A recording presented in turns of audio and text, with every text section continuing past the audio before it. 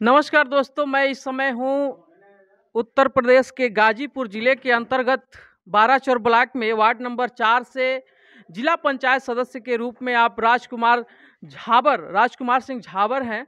और एक अच्छी लोकप्रियता, अपने आप में एक बुलंद आवाज़, और आपकी आवाज़ को एक जिले स्तर तक ही नहीं, लखनऊ में भी सुनी जाती है। एक अच्छी पहचान पकड़ कह लिया जाए। आप जनहित के लिए सदैव तत्पर रहते हैं। लोगों के बीच आप जहां भी आवश्यकता पड़ती है खड़े होते हैं, और नियमित रूप से अपने दरवाजे पर जनता दरबार भी लगाते हैं। अक्सर यहाँ देखा जाता है कि पचासों सैकड़ों की संख्या में रेगुलर रोज प्रार्थी आते हैं, अपनी समस्याओं को कहते हैं, और जहाँ तक संभव हो पाता है आप उनकी समस्याओं को जितनी भी जल्दी हो सके निदान करते हैं, हल करते हैं।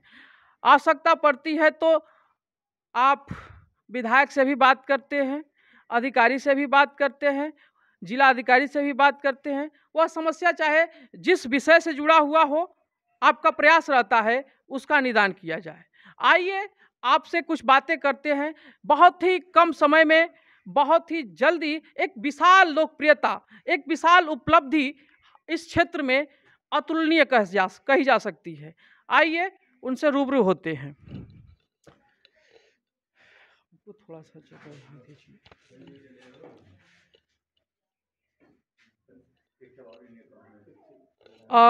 बहुत कुछ मिनट का मुझे समय दिया गया है, और आप देख सकते हैं यहाँ आपके प्रार्थी, आपके सहयोगी आपको प्रार्थना पत्र देने के लिए कई लोग बैठे हुए हैं।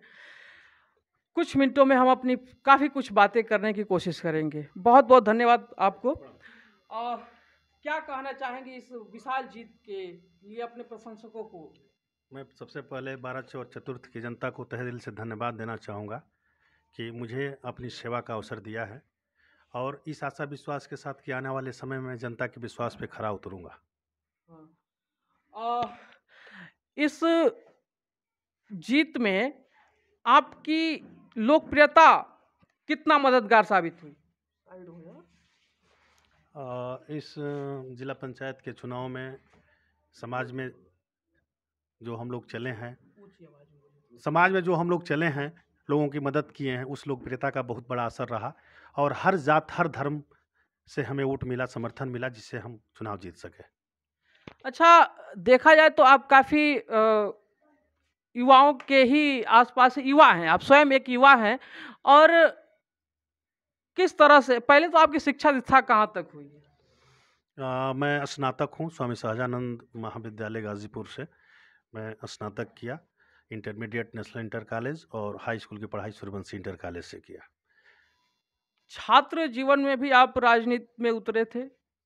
हाँ, स्वामी सहजानंद स्नातकोत्तर महाविद्यालय में जब एडमिशन में लिया तो मेरी इच्छा थी कि मैं चुनाव वहाँ लड़ूँ छात्र संघ अध्यक्ष का, लेकिन पुराने मठाधीशों के संबंध होने के चलते हम लोगों ने चुनाव लड़ा नहीं। कई हम लोग हमारे जिले में 3 साल में 3 अध्यक्ष हम लोग बनाए। ये बहुत बड़ी बात है। तो आप राजनीति के गुण वहाँ से सीखना शुरू कर दिया था। जब आप, मुझे जानकारी मिली है कि आप पूर्व में ग्राम प्रधान भी रहे हैं। जब आप प्रधानी के चुनाव में उठे थे तो उस समय कुछ कठिनाइयों का सामना करना पड़ा? हाँ, बिल्कुल करना पड़ा। मेरा ग्राम पंचायत सेमौर जो एसी और बैकवर्ड बाहुल गांव है, और मेरा परिवार गैर राजनीतिक रहा। सीट सामान्य महिला हुई, मेरी पत्नी प्रत्याशी हुई, तो तमाम समस्याओं से मुझे लड़ना पड़ा, लेकिन लोगों ने मेरे कर्मों पे मेरे ऊपर विश्वास किया और मैं चुनाव जीता। दोस्तों, बेशक किसी के भी व्यक्ति के उपलब्धि में क्षेत्र का एक सहयोग होता है, और क्षेत्र का सहयोग तभी मिलता है जब उसका व्यवहार किरदार ऐसा होता है। झाबर जी, जब हम आपका नाम ध्यान रखते तो उसमें एक झाबर शब्द जुड़ता है।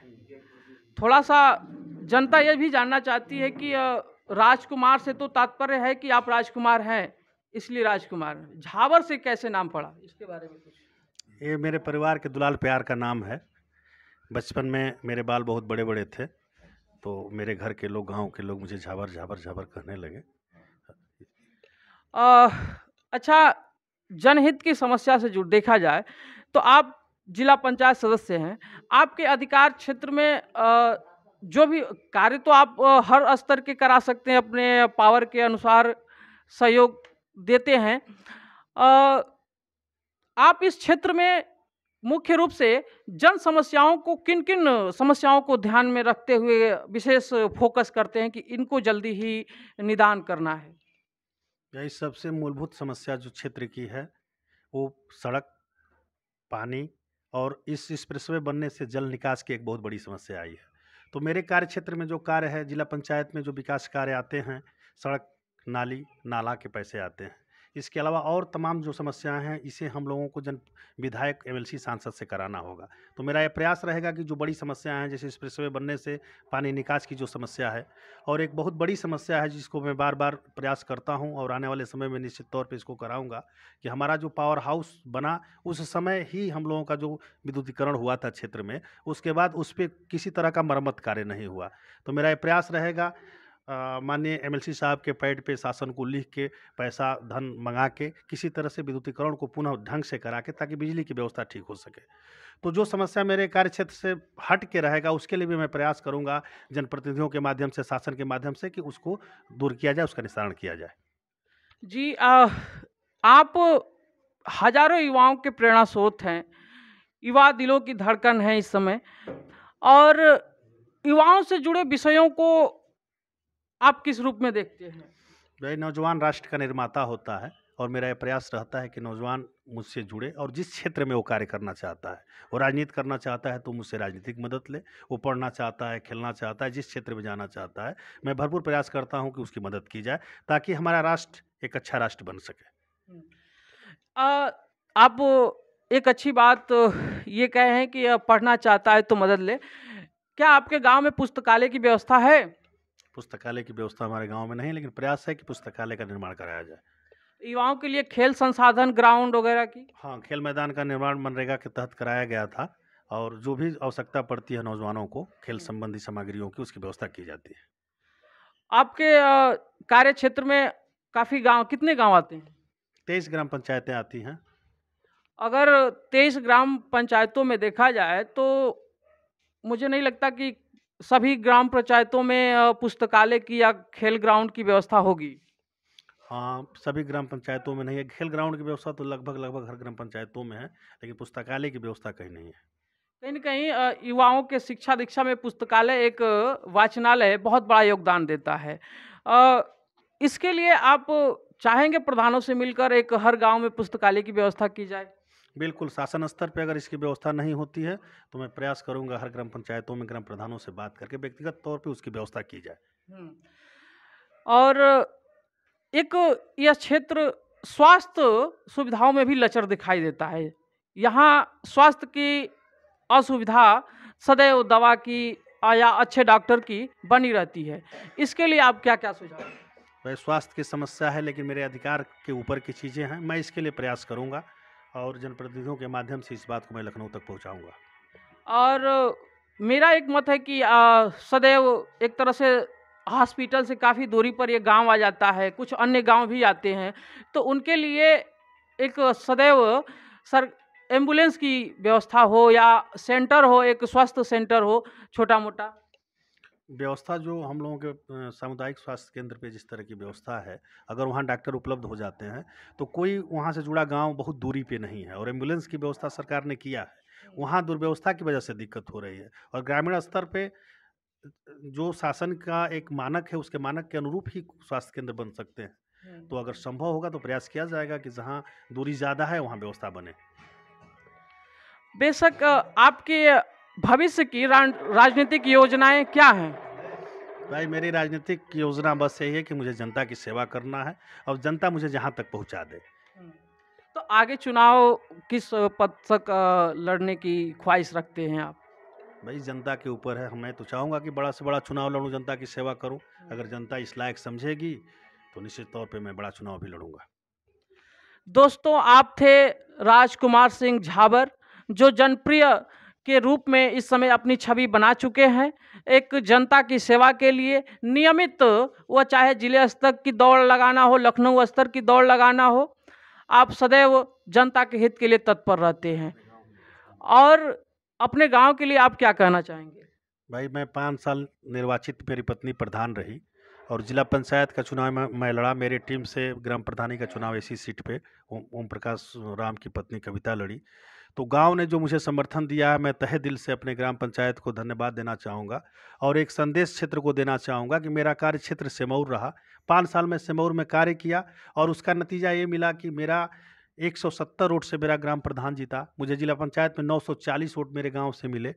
2 क्षेत्र पंचायत सदस्य मेरे गांव ने मुझे दिया, जो मेरे समर्थित उम्मीदवार थे वो जीते, और 15 मेंबर जो मेरे निर्विरोध हुए। इसके लिए मैं तहे दिल से धन्यवाद अपने ग्राम पंचायत को दूंगा और क्षेत्र को ये संदेश देना चाहूँगा कि मेरे कार्यशैली को अगर आपको देखना है तो मेरे ग्राम पंचायत के रिजल्ट को लोग देख लें। जब आप प्रधान थे तो उस समय किन किन मुख्य कार्यों को आपने जल्दी ही निपटारा कराया था? देखिए, ग्राम पंचायतों में विकास अपनी जगह पे है। विकास कितना हूँ विकास करेंगे, विकास अधूरा रह जाएगा। मैंने बाहर से करीब 1,40,00,000 समथिंग जनप्रतिनिधियों के पैसे से गांव में काम कराया, अपनी निधि लगाया, मनरेगा से कार्य किया। लेकिन सबसे महत्वपूर्ण चीज़ जो ग्राम पंचायतों की है, गरीब जनता है, यहाँ लोगों के दुख सुख में लोगों की मदद करना। अगर कोई भी ग्राम प्रधान या समाज सेवी अगर इन सब चीज़ों पे ध्यान देता है और गांव के जनता के दुख पे उसके साथ खड़ा होता है, उससे महत्वपूर्ण कार्य कोई नहीं है। सभी के घर में शौचालय की व्यवस्था होगी? हाँ, शौचालय, जो भी शौचालय आए थे ग्राम शासन से, उस शौचालय का निर्माण कराया गया। स्वच्छता को देखते हुए शौचालय की सभी के लिए बहुत आवश्यकता होती है। और दोस्तों, आप तक के अगर कुछ प्रश्न छूट गए होंगे तो आप हमें कमेंट के जरिए ज़रूर अपनी बात रखें। हम अगली मुलाकात में आपसे काफ़ी कुछ बातें करेंगे। आप हैं झाबर सिंह, राजकुमार सिंह झाबर, जो जनप्रिय के रूप में, जन नेता के रूप में और जनता की सेवा के रूप में अपनी छवि बना चुके हैं। आपकी पहचान एक विधायक स्तर की इस क्षेत्र में बन चुकी है। आपको एक इस विशाल जीत के लिए जनता बहुत आह्लादित है, प्रसन्न है। बहुत बहुत धन्यवाद हमें देखने के लिए। हमारे श्रोताओं के लिए कुछ मैसेज देना चाहेंगे? श्रोताओं के लिए मैं मैसेज यही देना चाहूँगा कि मेरी जो कार्यशैली है निरंतर चलती रहेगी और निश्चित तौर पे आपको ये संदेश मिलेगा कि एक ऐसा समाज सेवक जो आजीवन निस्वार्थ भाव से लोगों की सेवा करता रहे, ये आपको हमेशा सुनने को और देखने को मिलेगा। और दोस्तों, इसके साथ मैं एक मैसेज देना चाहूँगा कि आप जब जीत कर आए थे प्रधान जी, तो उस खुशी को किस तरह से जाहिर किया गया था? उत्सव कैसे मनाया गया था? अब उसका मैं वर्णन नहीं कर सकता हूँ, वो कैसी स्थिति थी। करीब करीब मेरे ग्राम पंचायत से हर परिवार से लोग बाहर निकल चुके थे जी। और मैं तहे दिल से गांव का सम्मान करता हूँ, करता रहूँगा। पर मेरी ये अभिलाषा है कि समाज, देश के लोग, क्षेत्र के लोग अपनी खुशियों का इजहार बेशक मिल के करें, मिठाई बांट कर करें, पर मैं चाहता हूँ कि एक अपने नाम से पौधारोपण करके करें। आज ऑक्सीजन की कमी होती जा रही है, तो क्यों ना हम खुशी में ये मान लें कि हम 10 पौधे लगाएंगे, 5 पौधे लगाएंगे, कुछ नहीं लगाएंगे तो 1-2 लगाएंगे। और आने वाले दिनों के लिए वो हमारे लिए एक मिसाल होगा कि राजकुमार सिंह ने ये पौधारोपण किया था, जो आज काफ़ी खिला हुआ है, सबको ऑक्सीजन दे रहा है। कभी मनोहर राणा ने पौधे के लिए एक शेर कहा था कि हम छायादार पेड़ जमाने के काम आए, हम छायादार पेड़ जमाने के काम आए, सूख गए तो जलाने के काम आए। तो इस मैसेज को मैं चाहूँगा कि अधिक से अधिक लोग इस बात से अवगत हों कि अपनी खुशी को जाहिर करने के लिए, वो चाहे 10वीं ही का बच्चा क्यों ना हो और 10वीं पास ही क्यों ना हुआ हो, अपनी खुशी में अपने खेत में या कहीं जीएस की ही भूमि हो, गांव समाज की भूमि हो, वहीं पे एक पौधारोपण करें। अपने गांव में अभी मौसम आने वाला है बरसात का, क्या आप कुछ कहना चाहेंगे? कितना पौधारोपण के लिए जनता को किस तरह कुछ कहना चाहेंगे? बिल्कुल, वातावरण को स्वच्छ रखने के लिए पौधारोपण बहुत ज़रूरी है और अभी तो शासन की तरफ से हर साल सरकार मनरेगा के तहत हर ग्राम पंचायतों में 1000-1500 पौधे लगवाने का कार्य करती है। सबसे बड़ी चीज़ है कि पौधा तो लगते हैं लेकिन उसकी सुरक्षा नहीं हो पाती है। तो निश्चित तौर पे मैं चाहूँगा कि इस साल बरसात का मौसम है और हर व्यक्ति अपने हाथ से एक पौधारोपण करे ताकि एक स्वच्छ वातावरण बन सके। बहुत बहुत धन्यवाद हमें समय देने के लिए। मित्रों, इस तरह से आपने बात करते हुए सुना राजकुमार सिंह झावर जी को।